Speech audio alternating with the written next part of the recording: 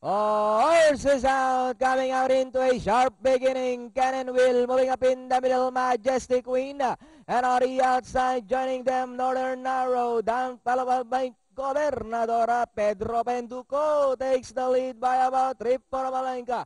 Cannon Will is on the outside second. Majestic Queen in third. Northern Arrow is racing in fourth. Then comes Gobernadora. Color My World. Accuracy and Supra. Cannon Will and Pedro Penduko are parting out for the lead. 3 lengths away in third. Majestic Queen. Then comes Northern Arrow. As they come down to the last 150.